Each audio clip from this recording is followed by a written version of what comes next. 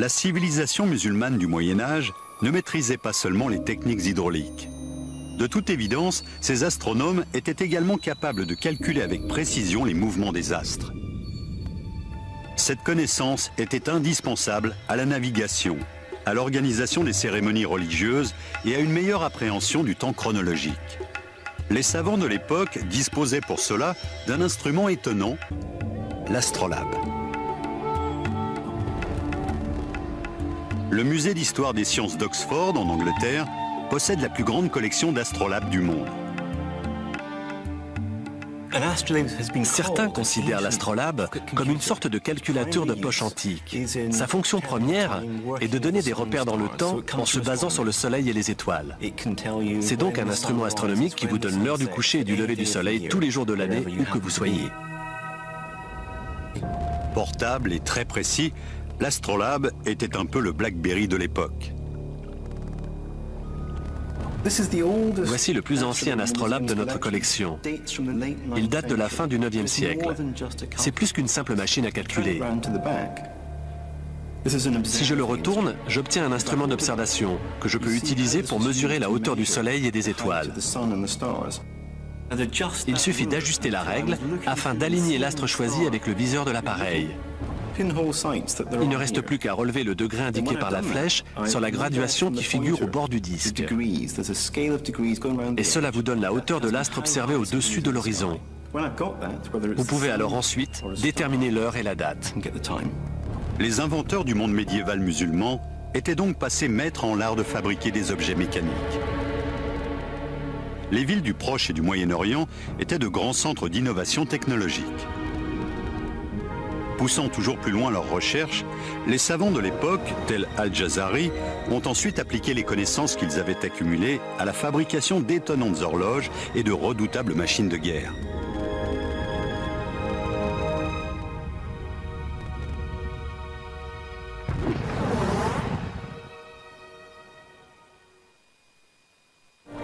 Les travaux des savants du monde musulman du Moyen-Âge ont débouché sur la mise au point de technologies sans lesquelles le monde moderne serait bien différent de ce qu'il est aujourd'hui. Le grand inventeur Al-Jazari expose ainsi dès le XIIIe siècle, dans son livre de la connaissance des procédés mécaniques, les grands principes de mécanique qui préfigurent l'avènement de la société industrielle. Cet ouvrage est un précieux témoignage de l'état d'avancement des connaissances technologiques à une période méconnue de l'histoire de l'humanité. Il décrit en détail une cinquantaine de machines différentes, chaque présentation pouvant ainsi servir de mode d'emploi aux ingénieurs de l'époque désireux de construire ces engins souvent compliqués. Nous avons demandé au modéliste britannique Richard Windley de réaliser la réplique d'une des machines automatiques d'Al-Jazari qui fait appel à une bougie pour calculer avec précision le temps écoulé. Il précise dans quelle matière la bougie doit être faite, ses dimensions exactes, et même la nature de la mèche à utiliser. Al-Jazari décrit 4 horloges à bougie dans son traité, faisant preuve d'un raffinement inégalé en ce domaine. Le système est actionné par la lente combustion de la bougie, qui raccourcit peu à peu, faisant ainsi bouger grâce à une série de poulies et de câbles, une aiguille sur un cadran qui permet de lire l'heure. La journée islamique était divisée en unités de durée inégale. L'heure diurne n'avait pas la même durée que l'heure nocturne, ce qui complique la tâche. La solution est pourtant d'une simplicité déconcertante.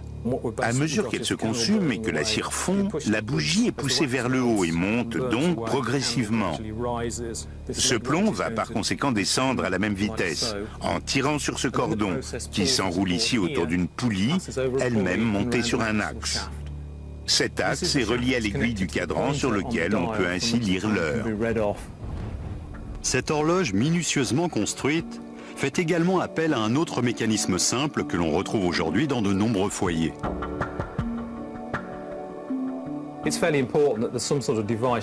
Pour maintenir en place le capuchon du cylindre et éviter qu'il ne cède sous la pression du poids, Al-Jazari a imaginé un système de fermeture utilisé à l'heure actuelle sur les ampoules électriques. Il est quand même étonnant de retrouver quasiment le même système 800 ans après. Mais ce n'est pas tout. D'autres inventions, encore plus révolutionnaires, sont à mettre au crédit des ingénieurs militaires orientaux, comme l'uniforme ignifugé ou les explosifs. L'une de ces inventions allait notamment changer à jamais la manière de faire la guerre, la torpille.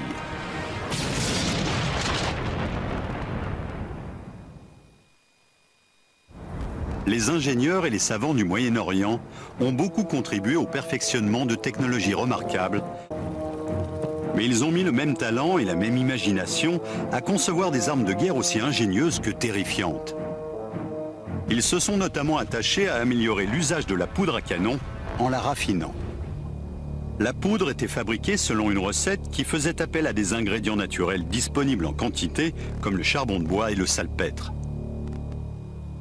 En mélangeant ces composants relativement inoffensifs, vous obtenez un produit qui va être au centre de toutes les guerres pendant près de 1000 ans.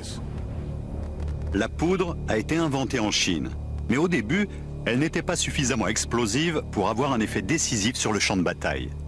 Il semble bien que la formule qui a permis d'en faire une véritable arme de guerre ait été mise au point par les chimistes du monde musulman.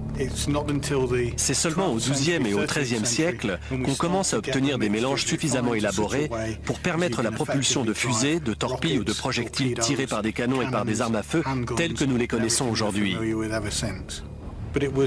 Et c'est Hassan al-Rama qui, le premier, a précisé par écrit la manière de fabriquer cette poudre. Hassan al-Rama a rédigé au XIIIe siècle un traité de génie militaire dans lequel il donnait notamment plusieurs recettes de poudre à canon. Ces travaux étaient manifestement si avancés que les historiens sont aujourd'hui obligés de revoir nombre de leurs hypothèses. Certains chercheurs pensent en effet avoir trouvé dans son ouvrage les plans de la première fusée spécialement conçue pour la guerre. Il énumère 22 recettes de poudre à fusée et décrit plusieurs modèles de missiles. C'est le véritable père de la technologie des fusées. À la même époque, les ingénieurs militaires orientaux mettent au point une autre arme capable de tirer parti des propriétés de la poudre, le canon. À la fin du XIVe siècle, en Espagne et en Afrique du Nord, certaines armées se servaient d'une forme de salpêtre purifié et cristallisé, tassé dans un récipient hermétique qui, une fois enflammé, produisait une explosion capable de projeter à distance un petit boulet. Cet usage est attesté dès 1377. Certains manuscrits parvenus jusqu'à nous montrent des soldats musulmans portant des armes de ce genre. On voit par exemple dans le livre des sciences, aujourd'hui conservé à Saint-Pétersbourg, un homme armé d'une sorte de canon portatif qui ressemble à s'y méprendre à un lance-missile moderne. Le manuscrit de Saint-Pétersbourg, qui consacre un chapitre à l'usage sérieux et récréatif de la poudre à canon, contient des illustrations montrant un petit cylindre monté au bout d'un manche. Il s'agit d'un canon à main, voire de l'ancêtre de nos armes de poing actuelles. Une arme qui préfigure en tout cas celle que portent aujourd'hui tous les soldats du monde. Ce manuscrit contient d'ailleurs d'autres informations qui montrent à quel point la technologie militaire de l'époque était évoluée, y compris dans le domaine vestimentaire. Cette tenue a été faite selon les indications données par le manuscrit de Saint-Pétersbourg. La première couche est constituée par une tunique de soie. Or, on sait bien que la soie résiste au feu. Les pilotes de Formule 1 portent tous un vêtement de soie sous leur combinaison ignifugée. Au-dessus de cette tunique, nous avons une veste matelassée, ce que les chevaliers occidentaux de l'époque appelaient un gambison, et qui était rembourré de coton. Le tout était recouvert d'une dernière couche en laine, qui constituait une protection efficace contre le feu et même contre les produits chimiques, très semblable à celle que sont censés porter les soldats modernes en cas d'attaque nucléaire ou biologique. Les illustrations du manuscrit montrent des combattants portant sur eux des engins incendiaires qui étaient probablement allumés juste avant qu'ils ne se ruent contre la cavalerie ennemie, provoquant la panique dans les rangs de l'adversaire. Les engins incendiaires ressemblaient à ça. Le manuscrit nous dit qu'ils étaient en fibre de lin. C'est ce que nous avons là. De la fibre de lin tordue à la main et garnie d'une certaine quantité de poudre noire. On voit sur les illustrations que ces petits sachets étaient fixés sur les vêtements protecteurs des soldats. On nous explique qu'ils étaient fermés avec un bout de fil de fer qui permettait de maintenir la fibre de lin et de fixer l'ensemble sur l'étoffe. Les porteurs d'engins incendiaires étaient-ils vraiment protégés par leur tenue? Nous avons fait le test.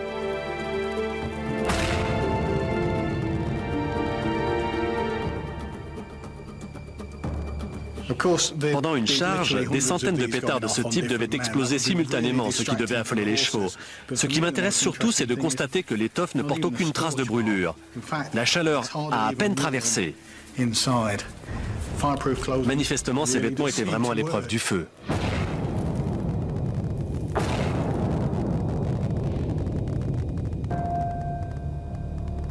La récente découverte dans des textes anciens d'une autre invention redoutable a considérablement modifié l'idée que se faisaient les historiens des méthodes de guerre de l'époque. Il existe un certain nombre de similitudes entre les technologies militaires du Moyen-Âge et celles d'époques plus proches de nous. Je pense en particulier à un engin qui ressemble fort à une torpille. Ce curieux objet, qualifié d'œuf mobile qui s'enflamme par les auteurs de l'époque, serait en effet la première torpille de l'histoire de l'humanité. C'est une arme destinée à couler les navires. Contrairement à une torpille moderne, elle ne se déplace pas sous l'eau, mais sur l'eau. Les ingénieurs militaires de la civilisation musulmane médiévale avaient-ils vraiment les moyens de fabriquer de telles armes? Nous pensions jusqu'à présent que la torpille était une invention du 19e siècle. Le fait qu'un engin très semblable existait déjà il y a 700 ans nous oblige à regarder les choses sous un jour nouveau et à réécrire certaines pages des manuels d'histoire. Il s'agit bien d'une torpille. Était-elle efficace? Nous l'ignorons. Pour tenter de répondre à cette question, nous avons demandé au modéliste Richard Windley de construire une réplique miniature de cette petite merveille de la technologie médiévale à partir des plans originaux du XIIIe siècle. Cette maquette a été fabriquée d'après les illustrations d'un manuscrit musulman datant à peu près de l'année 1220. Le texte parle d'un engin en forme de poire aplatie plus précisément. Cette réplique est faite en cuivre et en fer. Ce cylindre situé sur la face supérieure contient la charge de poudre noire. La pointe permettait à l'engin d'aller se ficher dans la coque du navire ennemi. Il était alors très dangereux d'essayer de le retirer. Une fusée n'est ni plus ni moins qu'un tube à l'intérieur duquel on a tassé de la poudre. Cela ressemble beaucoup au feu d'artifice qu'on utilise encore aujourd'hui. J'ai réalisé la face intérieure de cette réplique en employant un procédé inédit. L'original possédait probablement une sorte de coque en fer martelé. La torpille était vraisemblablement bourrée d'une substance incendiaire. Destinée à semer la panique dans la flotte ennemie, elle devait également provoquer des dégâts importants.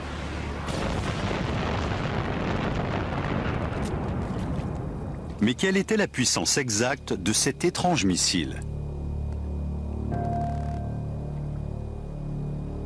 On suppose qu'en prenant de la vitesse, l'engin devait se mettre à planer au-dessus de l'eau. Il devait prendre progressivement de la hauteur. Les deux longues tiges, situées sur les côtés, servent à stabiliser l'engin. Elles font office de gouvernail. Le dispositif de mise à feu est une simple mèche de coton qui a été mouillée, imprégnée de poudre, puis soigneusement séchée. Elle se consume à la vitesse d'environ 2 cm par seconde.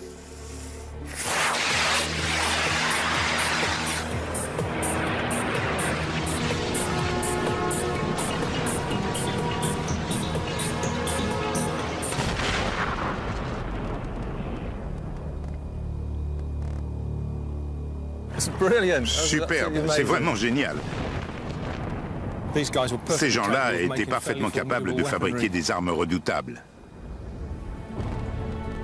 Il est donc faux de croire qu'après la chute de l'Empire romain, l'humanité s'est enfoncée dans une période d'obscurantisme. Les recherches les plus récentes montrent qu'en réalité, les savants de la civilisation musulmane du Moyen-Âge, dans leur façon de penser et de concevoir de nouvelles technologies, je crois qu'ils étaient plus originaux que les Romains, et peut-être même que les Grecs. les textes de la civilisation arabo-musulmane du Moyen-Âge livrent peu à peu leurs secrets aux chercheurs. Ils révèlent l'existence de machines extrêmement élaborées à une époque que l'on croyait rétrograde. Manifestement, il va falloir réviser la liste des grands précurseurs de la civilisation moderne. En effet, les travaux les plus récents des chercheurs remettent en cause la vision que nous avions de l'histoire ancienne.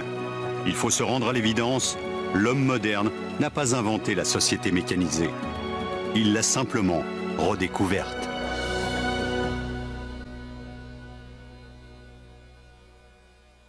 شكرا لمتابعتكم لقناتنا.